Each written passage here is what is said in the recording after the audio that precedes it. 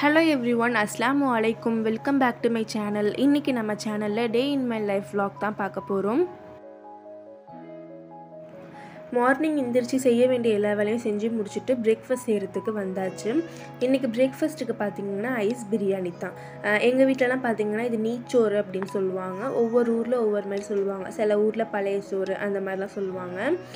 அதுக்கு தொட்டுக்கிறதுக்கு வந்து அம்மா தேங்காய் சம்பால் செஞ்சிருந்தாங்க.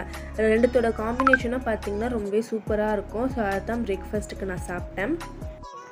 மார்னிங் பிரேக்ஃபாஸ்ட்டுக்கு வந்து இட்லி தோசை அந்த மாதிரி சாப்பிட்றத விட இந்த மாதிரி நீச்சோறு இதெல்லாம் ரொம்ப நல்லாயிருக்கும். அதனால் அன்றைக்கி வந்து அதான் சாப்பிட்டேன். ஸோ நொங்கு வாங்கியிருந்தோம். இந்த லீவ் ஆரம்பித்ததுலேருந்து நொங்கே சாப்பிடல. இன்றைக்கி தான் சாப்பிட போகிறோம். இது மேலே தோலோடையே சாப்பிட்லாம். பட் எங்களுக்கு அந்தளவுக்கு பிடிக்காது அப்படிங்கிறனால தோலை ஃபுல்லாக உரிச்சிட்டு நான் வந்து ஜூஸ் போட்டு குடிச்சிட்டோம். இதை அப்படியே சாப்பிட்றத விட ஜூஸ் போட்டு குடித்தா சூப்பராக இருக்கும் அப்படின்னு சொல்லிட்டு ஜூஸ் போட்டு குடித்தாச்சு.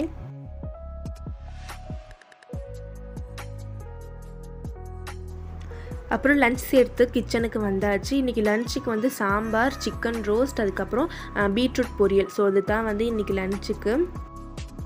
வீட்டில் நிறையா காய் இருந்துச்சு. ஸோ அது எல்லாத்தையும் வச்சு சாம்பார் போட்டாச்சு.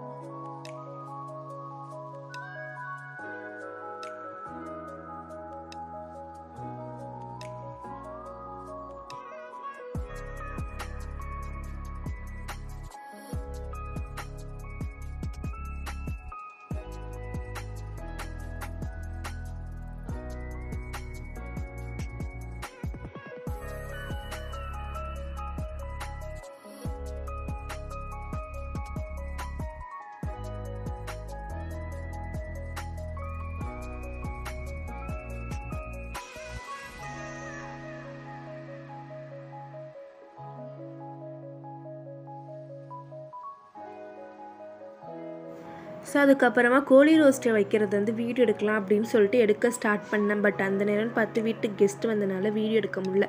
சரி இன்னொரு நாள் வீடியோ எடுத்துக்கலாம் அப்படின்னு சொல்லிட்டு விட்டுட்டேன். ஸோ ஈவினிங்க்கு வந்து எப்பவும் போல் டீ போட்டு குடித்தாச்சு. கூடவே அம்மா வந்து இந்த பிரெட் புட்டிங்கும் செஞ்சுருந்தாங்க. ஸோ அதுவும் சாப்பிட்டு ஈவினிங் ஸ்நாக்கை முடிச்சாச்சு. அப்புறம் நைட் டின்னர் செய்கிறது கிச்சன் வந்தாச்சு.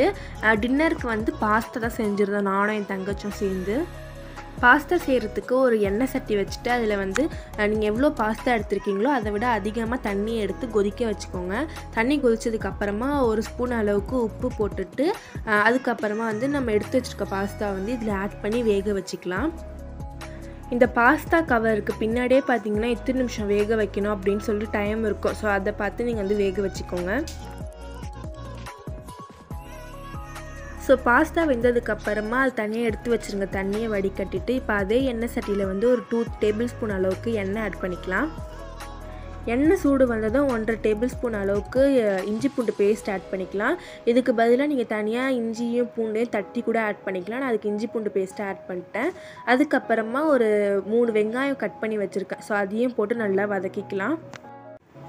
இது பார்த்திங்கன்னா நானும் என் தங்கச்சும் சேர்ந்து செய்கிறோம். ஸோ நடுவில் வந்து ட்ரைபாட் இருக்குது. இந்த சைடில் நானும் அந்த சைடில் அவர் நின்று மாற்றி செஞ்சிட்ருக்கோம். ஸோ வெங்காயம் நல்லா வதங்கினதுக்கப்புறமா கூடவே ஒரு 2 தக்காளி கட் பண்ணி ஆட் பண்ணிக்கலாம். உங்களுக்கு புளிப்பு பிடிக்கும் அப்படின்னா நீங்கள் 3 தக்காளி ஆட் பண்ணிக்கலாம். பட் எங்களுக்கு அந்தளவுக்கு புளிப்பு பிடிக்காது. அதனால் ஒரு 2 தக்காளி மட்டும் ஆட் பண்ணி நல்லா இந்த மாதிரி வதக்கியாச்சு. இப்போ இதில் வந்து ஒரு ஸ்பூன் அளவுக்கு கரம் மசாலா ஆட் பண்ணியிருக்கேன். உங்களுக்கு உரப்பு அந்தளவுக்கு வேணாம் அப்படின்னா நீங்கள் கொஞ்சம் கம்மி பண்ணிக்கலாம். அதுக்கப்புறமா ஒரு 1/2 ஸ்பூன் அளவுக்கு வந்து மிளகாத்தூளை ஆட் பண்ணியிருக்கேன். 1 ஸ்பூன் அளவுக்கு சில்லி சாஸும் 1 ஸ்பூன் அளவுக்கு டொமேட்டோ கெச்சப்பும் ஆட் பண்ணிக்கோங்க. நான் பார்த்தீங்கன்னா 2 ஸ்பூன் அளவுக்கு சில்லி சாஸ் ஆட் பண்ணிட்டேன். அதனால ரொம்பவே காரமாக இருந்தது. நீங்கள் வந்து 1 ஸ்பூன் ஆட் பண்ணாலே கரெக்டாக இருக்கும். ஏன்னா நம்ம வந்து சில்லி பவுட்ரு வேறு ஆட் பண்ணியிருக்கோம் இல்லையா, அதனால. ஸோ அப்புறம் எங்கள்கிட்ட பார்த்திங்கன்னா ஒரு மேகி சாஸ் வேறு ஒன்று இருந்தது. ஸோ இதை வந்து ஒரு ஸ்பூன் ஆட் பண்ணியிருந்தோம். இது இல்லைன்னா பரவாயில்ல, சும்மா எங்கள்கிட்ட இருந்தது, அதனால் ஆட் பண்ணியிருக்கோம். இந்த சாஸ் பார்த்திங்கன்னா கொஞ்சம் உப்பாக இருக்கும், அதனால வந்து நான் சால்ட் ஆட் பண்ணல. நீங்கள் வந்து வெங்காய தக்காளி வதக்கும் போதே வந்து உங்களுக்கு எவ்வளோ உப்பு தேவையோ அந்தளவுக்கு ஆட் பண்ணிக்கோங்க. அதுக்கப்புறமா ஃபுல்லாக எல்லாத்தையும் மிக்ஸ் பண்ணதுக்கப்புறமா நம்ம வேக வச்சுருக்கோம் இல்லையா பாஸ்தா, அதை வந்து நம்ம ஆட் பண்ணி மிக்ஸ் பண்ண வேண்டியது தான்.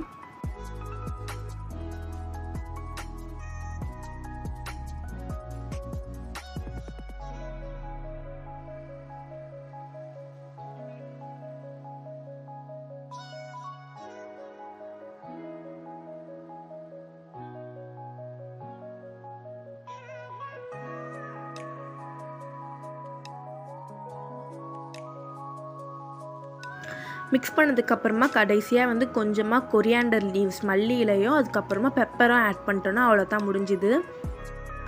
இது பார்த்திங்கன்னா ரொம்ப ஈஸியாக சீக்கிரமாக செஞ்சிடலாம், டேஸ்ட்டும் சூப்பராக இருக்கும். ஸோ கண்டிப்பாக ட்ரை பண்ணி பாருங்கள்.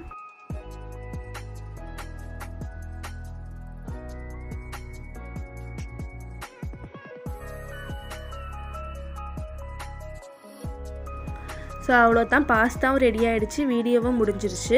இந்த வீடியோ ஃபுல்லாக குக்கிங், ஃபுட் அந்த மாதிரி தான் இருந்திருக்கும். இன்ஷால்லா நெக்ஸ்ட் வீடியோ வந்து இன்ட்ரெஸ்டிங்காக போடுறேன். ஸோ இந்த வீடியோ பிடிச்சிருந்தால் லைக் பண்ணுங்கள், மறக்காமல் என்னோடய சேனலை சப்ஸ்கிரைப் பண்ணிவிடுங்க.